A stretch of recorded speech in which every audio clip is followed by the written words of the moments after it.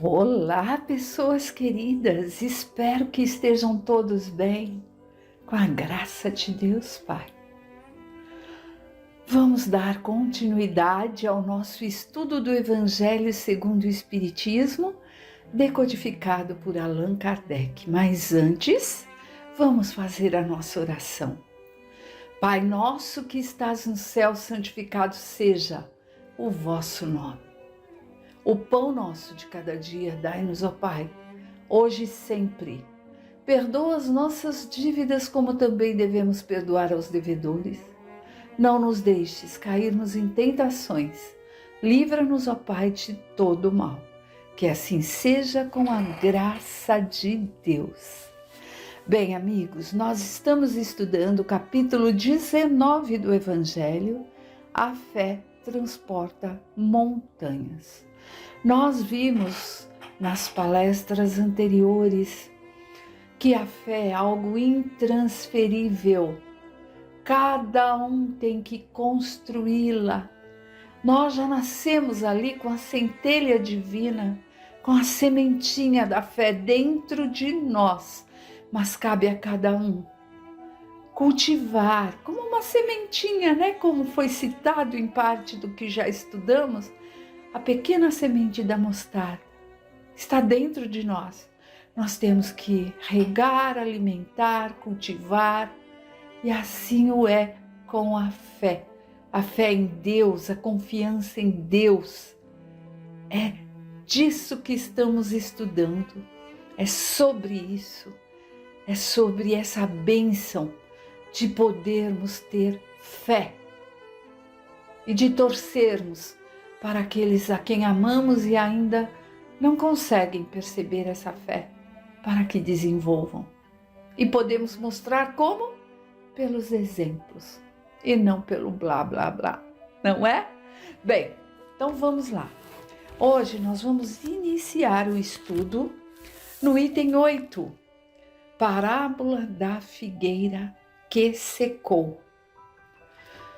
Aí, nós temos que nos lembrar sempre, a cada parábola de Jesus, que as palavras não têm exatamente o sentido que tem hoje para nós, né?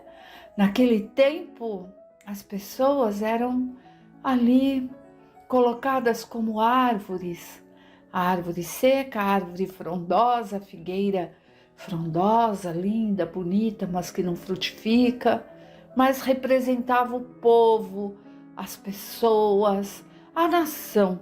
Aqui, especialmente, quando falar sobre isso, vai estar representando a nação de Israel, que era um povo que já tinha o conhecimento sobre Deus. Já eram monoteístas, já acreditavam num Deus só. E não como antigamente, que tudo eram deuses, né? Então, eles já tinham condições de desenvolver essa fé. Vamos a aprender mais um pouquinho, né? Para a gente tentar praticar.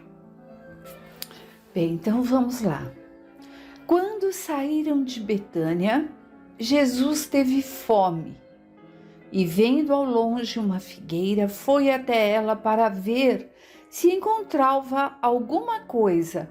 E ao se aproximar, encontrou apenas folhas, pois não era época de figos. Então Jesus disse à figueira: que ninguém coma nenhum fruto de ti. Foi o que seus discípulos ouviram. No dia seguinte, ao passarem pela figueira, perceberam que esta tinha se tornado seca até a raiz.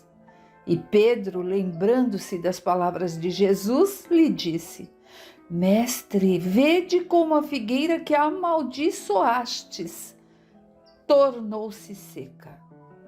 Jesus, tomando a palavra, disse: tem fé em Deus. Eu vos digo em verdade que todo aquele que disser a esta montanha: tira-te daí e lança-te ao mar, sem que seu coração hesite, mas acreditando firmemente que tudo aquilo que disser acontecerá, ele o verá de fato acontecer. Marcos capítulo 11, versículo 12 a 14 e de 20 a 23. Bem, meus amigos, vamos entender este trecho que tem muitas coisas para entendermos. Então, no início fala que Jesus teve fome. Nós não podemos levar ali ao pé da letra, porque a gente já sabe que nem tudo o que era dito é o sinônimo que conhecemos hoje em dia. Ela apenas representava algo. Que fome que Jesus tinha! Era uma fome relacionada ao amor. Quando ele estava com fome, ele buscava fazer a vontade daquele que o enviou. Essa era a fome, não era fome material. Era a fome de realizar a vontade de Deus, de realizar a sua missão, né? E aí, vendo ao longe uma figueira, figueira significava o homem, o povo, as nações e Israel, que já era monoteísta, mas não frutificava, que vivia de aparência. E Jesus passando e vendo esta árvore, vamos pensar assim, né? Como se fosse uma árvore.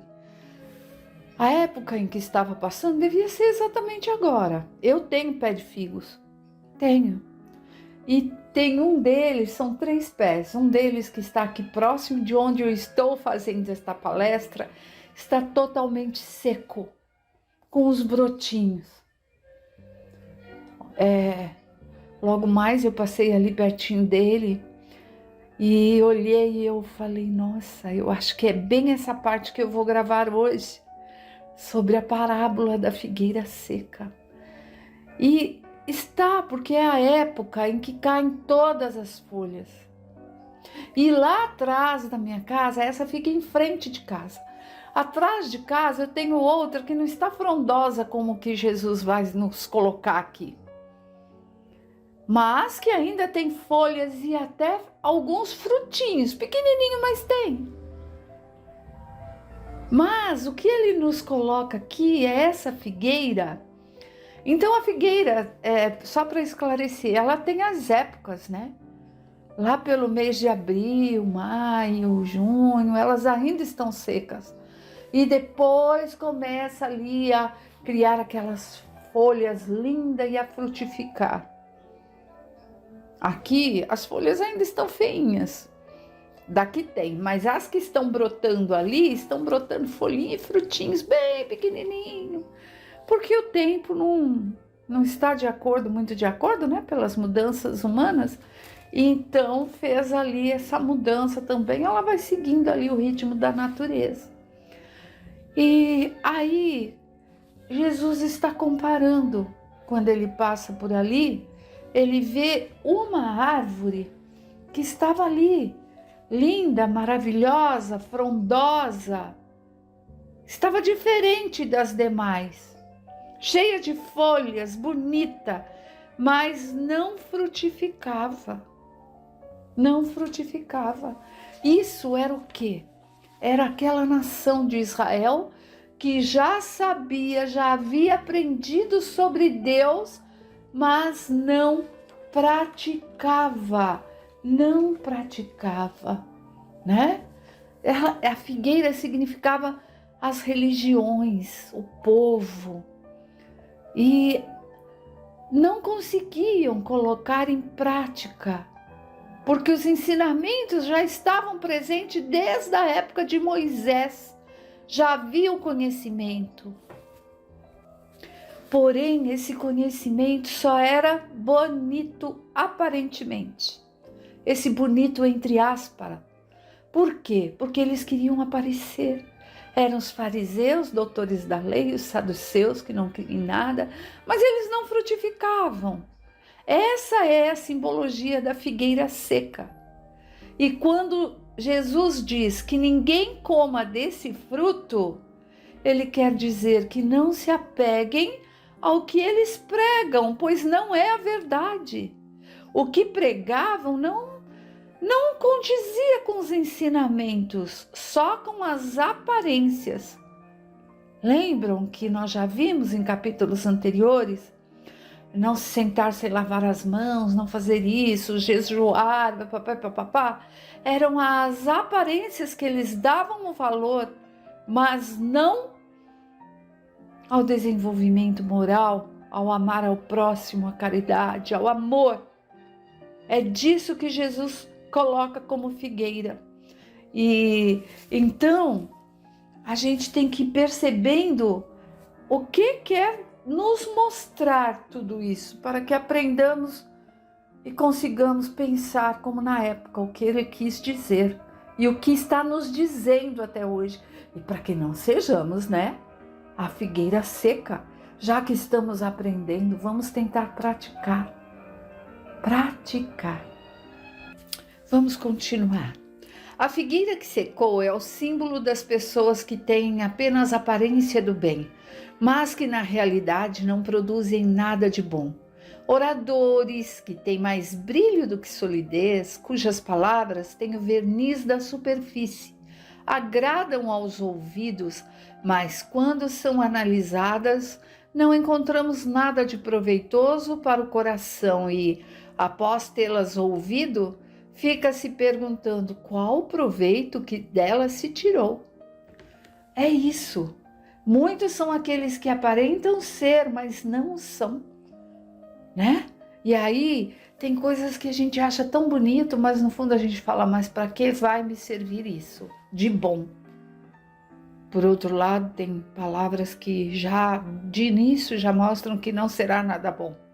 Então a gente deve escolher o que ouvir também, E também o símbolo de todas as pessoas que têm a oportunidade de ser úteis e não são, de todas as utopias, de todos os sistemas vazios, todas as doutrinas sem base sólida.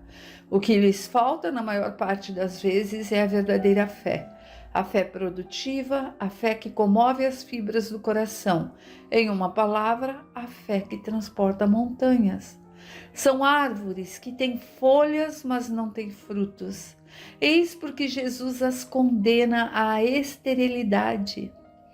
Pois chegará o dia em que ficarão secas até a raiz, ou seja, todos os sistemas, todas as doutrinas que não tiverem produzido nenhum bem para a humanidade, serão reduzidos ao nada, e todos os homens deliberadamente inúteis, que não utilizaram os recursos de que dispunham, serão tratados como a figueira que secou.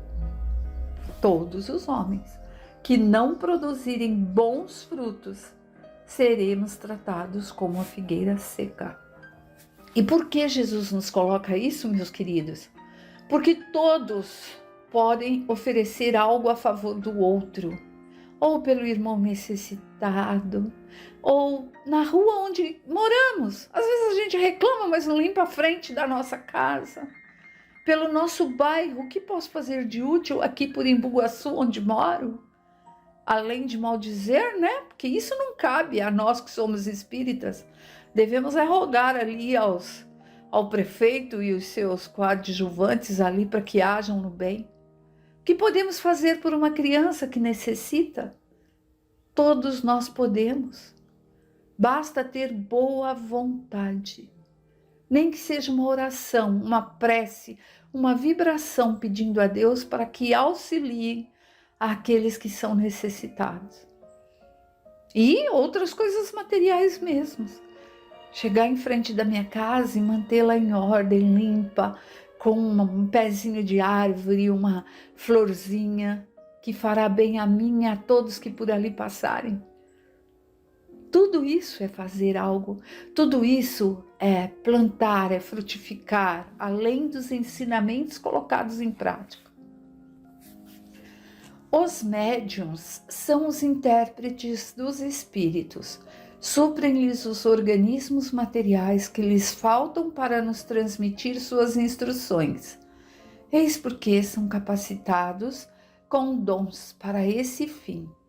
Nestes tempos atuais de renovação social, têm uma missão especial.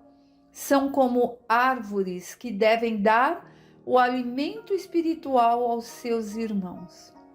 devem multiplicar-se para que o alimento seja farto. Os médiuns, nós que somos médiuns, né? Eu sou, muitos dos que estão ouvindo, todos somos, cada um num grau, né? Sabemos disso. Devemos dar bons frutos, alimentar os corações que nos buscam, com uma palavra amiga de esperança, de confiança em Deus. E ele nos coloca aqui que estão se multiplicando os números de médiuns, de pessoas que vêm com essa faculdade mediúnica para serem desenvolvidas, porque lá já no século XIX, né? Estava havendo essa mudança, imagine agora em 2023. E eu percebo pela Casa Espírita União, a qual é a minha casa, é a minha família amada. E quantos são os que estão chegando?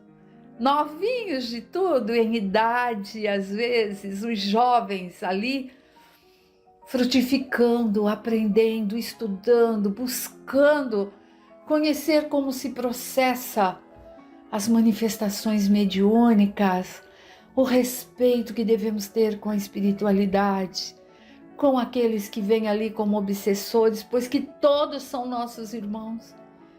Tudo isso, então a gente acaba percebendo o que nós lemos aqui no Evangelho, aqueles que participam de casas espíritas, se forem sérias, óbvio, consegue perceber esse movimento desses que estão chegando, inclusive para nos substituir, né? Pois já estamos aqui.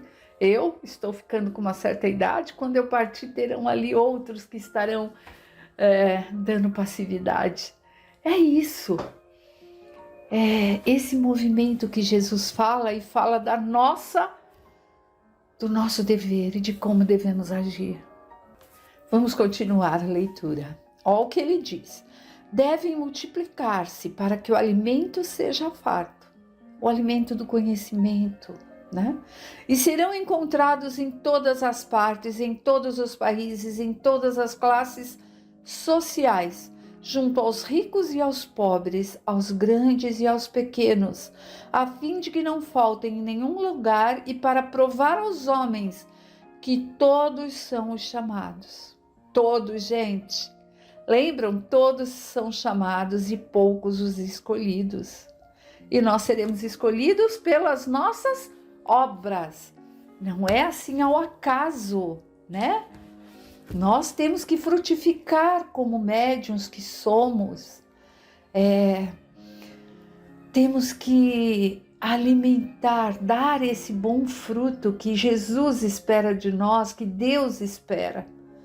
E temos que ter a esperança e a confiança em Deus e levarmos isso e auxiliarmos a todos aqueles que vão ali, que buscam um passe, que buscam ali alinhar os seus campos de força, que buscam ali a corrigenda de um vício.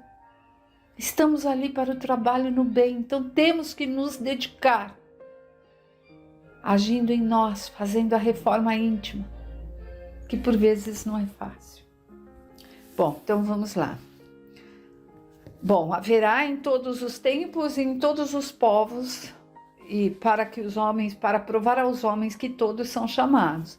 Mas se desviam de seu objetivo providencial, o dom precioso que lhes foi concedido, a mediunidade, se a fazem servir a coisas fúteis ou prejudiciais, se a colocam a serviço dos interesses materiais, se ao invés dos frutos salutares dão maus frutos, se recusam torná-la benéfica para os outros, se dela não tiram proveito para a própria melhoria, são a figueira estéril. Deus então lhes retirará um dom que se tornou inútil em suas mãos. A semente que não souberam fazer frutificar, e assim se tornarão vítimas dos maus espíritos. Olha a nossa responsabilidade. Muitos são os médiuns que começam tão bem, vão à casa espírita ali, por vezes pela dor mesmo, e aí quando consegue sanar aquela dor, compreender os porquês dos nossos ajustes, das nossas expiações, das nossas provas terrenas, e continuam estudando e vão desenvolvendo a mediunidade, começam a trabalhar na casa, mas aí, de repente, parece que existe ali, algo é mais chamativo, ali existem médios que cobram, e nós sabemos que mediunidade, nós somos um instrumento, o trabalho não é nosso, é da espiritualidade, não deve ser cobrada, se for cobrada, sai, porque já percebe que não é ali como deve ser, não é o que Jesus espera de nós, o que Deus, que os espíritos superiores esperam de nós. Muitos ainda são os médios que se deixam levar pelo orgulho, pela prepotência, pela vaidade. E que aí acabam se deixando ali, se tornam instrumentos de espíritos ainda imperfeitos, que se comprazem com o mal feito, entre aspas, né? Que buscam ao contrário do que Jesus nos prega, do que Jesus nos ensina. Então, nós precisamos ter ciência de que a mediunidade é uma dádiva divina para que possamos aprender, nos melhorar e auxiliar sempre o lado moral, jamais usá-la para o lado material. Meus amigos, fiquem com Deus e uma ótima semana, ótimos dias e ótima vida a todos. Até breve, com a graça de Deus Pai. Que assim seja.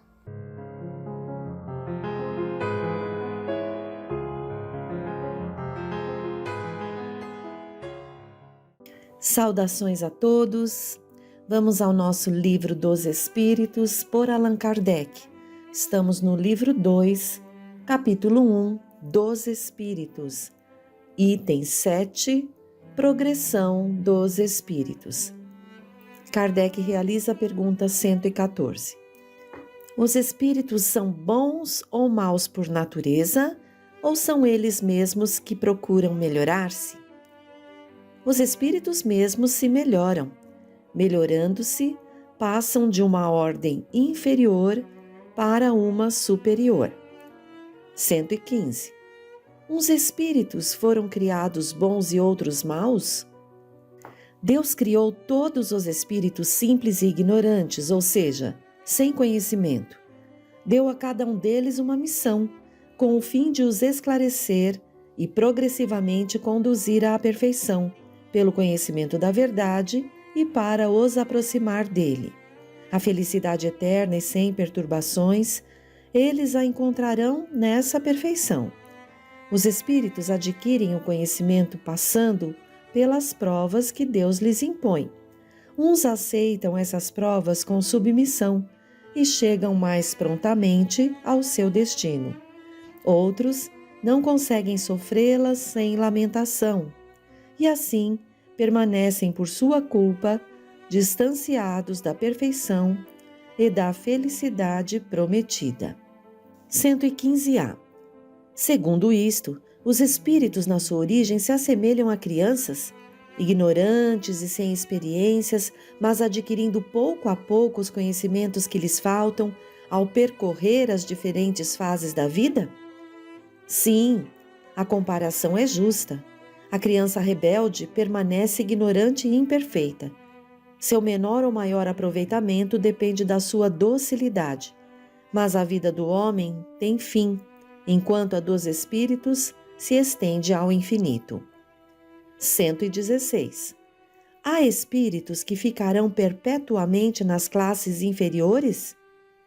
Não, todos se tornarão perfeitos.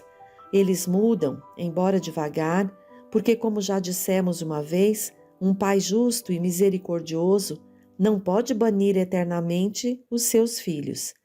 Querias que Deus tão grande, tão justo e tão bom fosse pior que vós mesmos?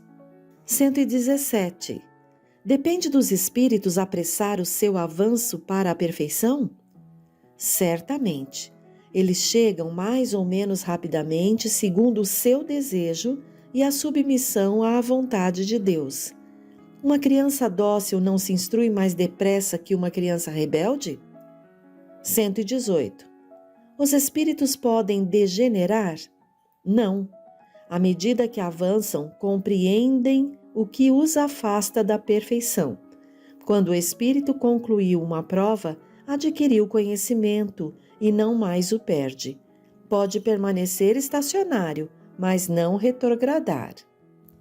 Vejam que até aqui, Kardec, através das perguntas, recebeu a resposta muito clara dos espíritos que todos nós fomos criados simples e ignorantes com o objetivo de alcançar a perfeição, mas que, devido ao livre-arbítrio dado por Deus, cabe a cada um buscar esse caminho da perfeição. Alguns se submetem às provas para alcançar essa perfeição, sem reclamações, sem lamentações, mas outros lamentam e aí entravam a sua evolução.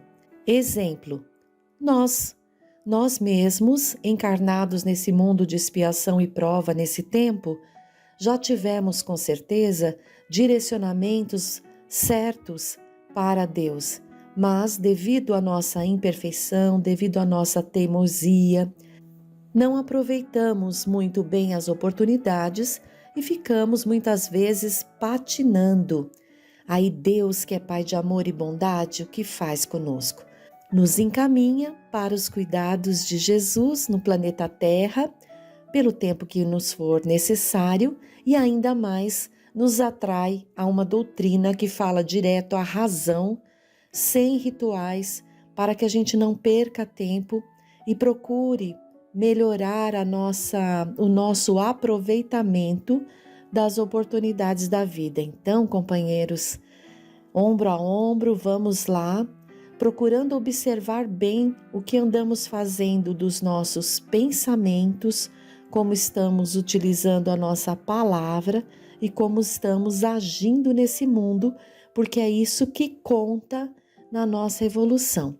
Conforme pensamos, vibramos e somos identificados pela atmosfera psíquica, ao qual estamos ali vibrando e criando a cada momento.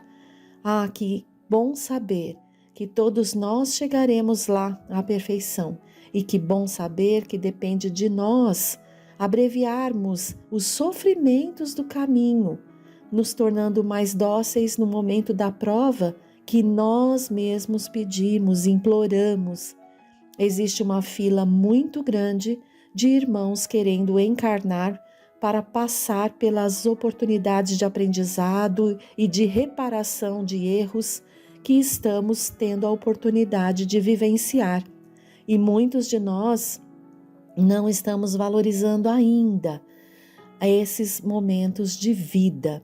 Por isso a importância do estudo, de refletirmos juntos.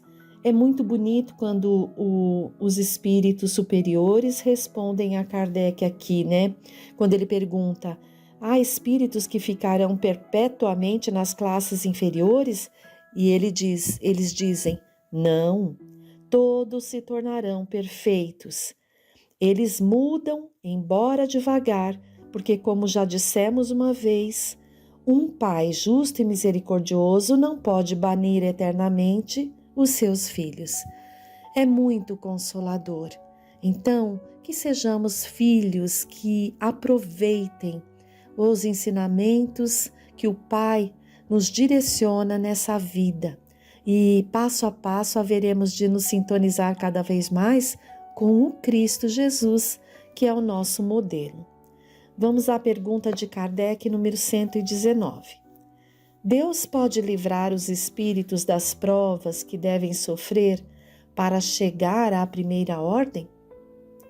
Se eles tivessem sido criados perfeitos, não teriam merecimento para gozar os benefícios dessa perfeição. Onde estaria o mérito sem a luta?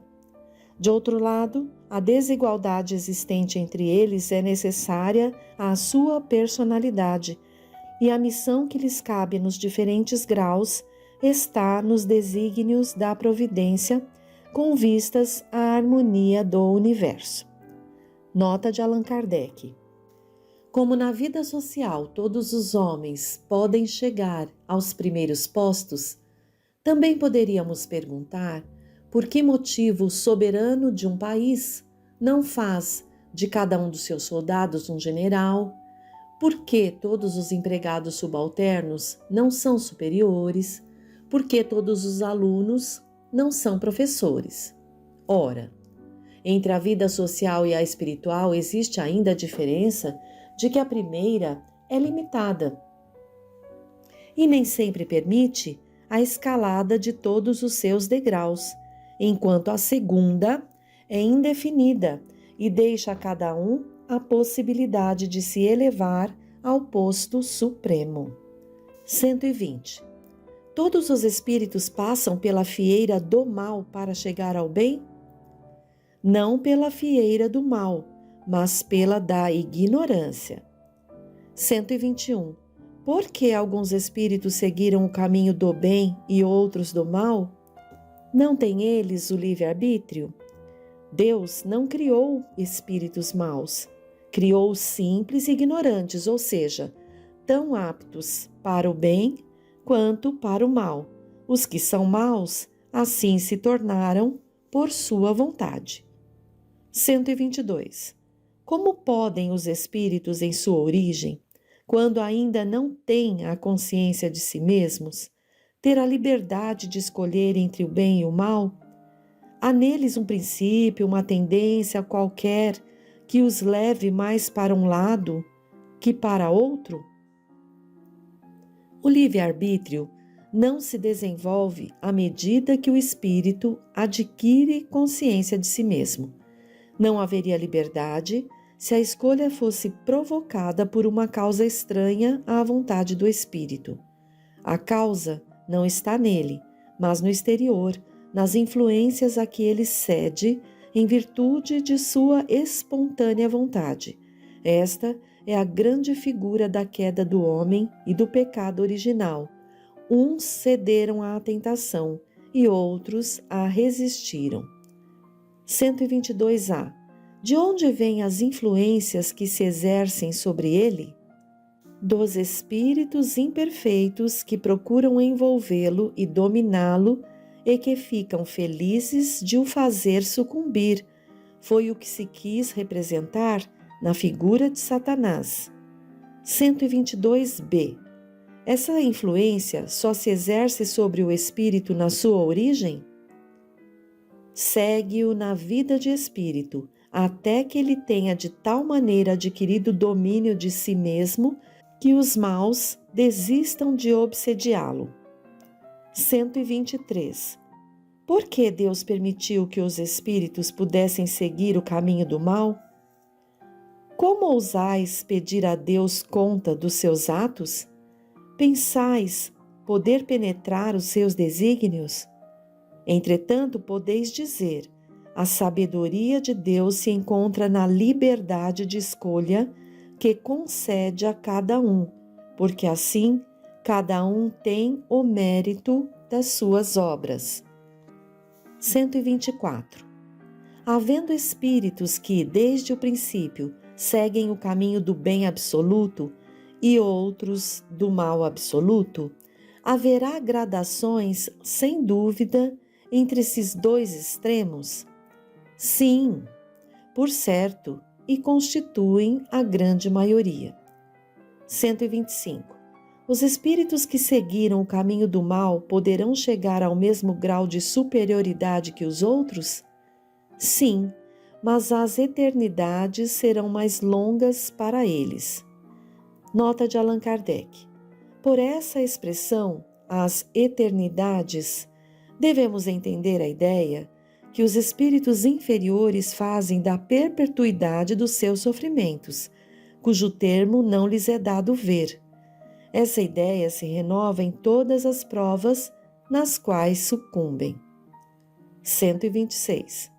Os espíritos que chegam ao supremo grau depois de passarem pelo mal têm menos mérito que os outros aos olhos de Deus?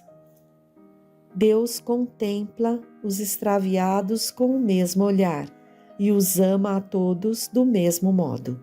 Eles são chamados maus porque sucumbiram antes, mas não eram mais que simples espíritos.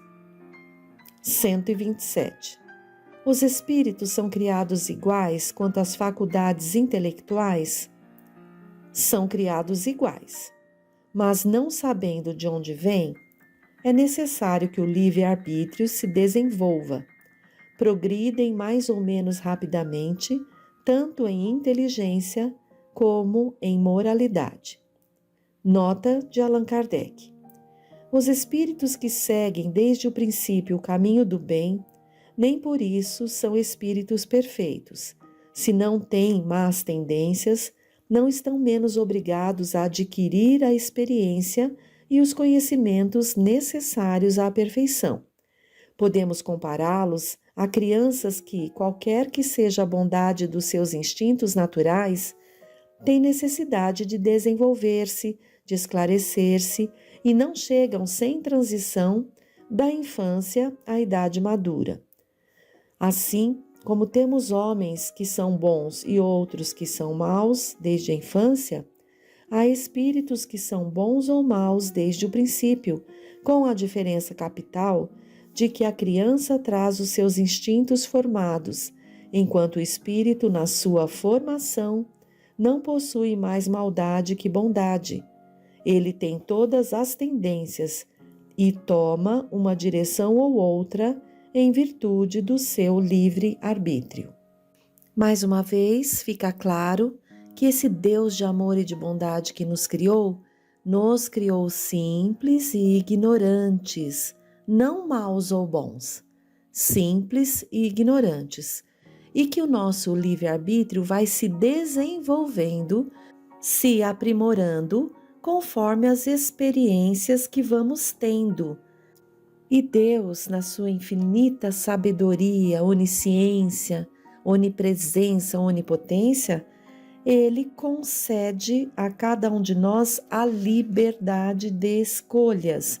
Então, se há espíritos que caminharam numa linha reta como Jesus desde a sua criação e hoje estão junto a Deus na cocriação como espírito crístico, não deixando de passar por todas as provas que deveriam passar para alcançar tanto a perfeição moral quanto intelectual, há aqueles que vão se enroscando pelo caminho, fazendo escolhas mais difíceis, se comprometendo, aí tendo que, além de passar por provas, passar por expiações, reparando, e assim vamos chegando também passo a passo, de acordo com a forma como queremos chegar a essa perfeição relativa. Então, muitos de nós sofremos, né?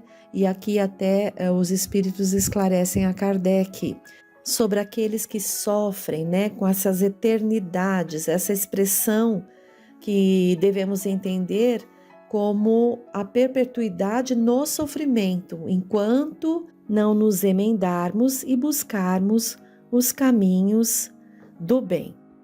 E para encerrar, vamos trazer uma mensagem do livro O Espírito da Verdade, por autores diversos, psicografado por Francisco Cândido Xavier. Vamos pegar a mensagem 48, Renascer e Remorrer. Se refere ao capítulo 5 do Evangelho segundo o Espiritismo. Bem-aventurados os aflitos, no item 12, que se refere motivos de resignação. Vamos à mensagem. Abre aspas. Usufruímos na espiritualidade o continente sem limites de onde viemos. No universo físico, o mar sem praias em que navegamos de quando em quando, e na vida eterna, o abismo sem fundo em que desfrutamos as magnificências divinas. No trajeto multimilenário de nossas experiências, aprendemos entre sucessivos transes de nascimento e desencarnação a alegria de viver descobrindo e reconhecendo a necessidade e a compensação do sofrimento, sempre forjado por nossas próprias faltas. Já renascemos e remorremos milhões de vezes, contraindo e saldando obrigações, assinalando a excelsitude da providência e o valor inapreciável da humildade, para saber, enfim, que toda a revolta humana é absurda e impotente. Se as lutas do burilamento moral não têm unidade de medida, a ação do amor é infinita na solução de todos os problemas e na medicação de todas as dores. Tolera com paciência as inevitáveis, mas breves provas de agora, para que te rejubiles depois.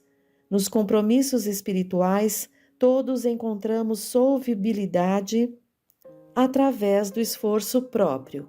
Aproveitemos a bênção da dor na amortização dos débitos seculares que nos ferreteiam as almas, perseverando resignadamente no posto de sentinelas do bem, até que o Senhor mande render-nos com a transformação pela morte. Sempre trazemos dívidas de lágrimas uns para com os outros. Vive assim em paz com todos, principalmente junto aos irmãos com os quais a tua vida se entrecomunica a cada instante, legando por testamento e fortuna atos de amor e exemplos de fé no fortalecimento dos espíritos de amigos e descendentes. Se há facilidade para remorrer, há dificuldades para renascer. As portas dos cemitérios jamais se fecham. Contudo, as portas da reencarnação só se abrem com a senha do mérito aurido nas edificações incessantes da caridade. As dores iguais criam os ideais semelhantes. Auxiliemo-nos mutuamente. O Evangelho, o livro-luz da evolução, é o nosso apoio. Busquemos a Jesus, lembrando-nos de que o lamento maior, o desesperado clamor dos clamores, que poderia ter partido de seus lábios na potência de 1000 ecos dolorosos, jamais chegou a existir. Lins de Vasconcelos. Até o próximo encontro, queridos amigos, fiquem no amor de Jesus.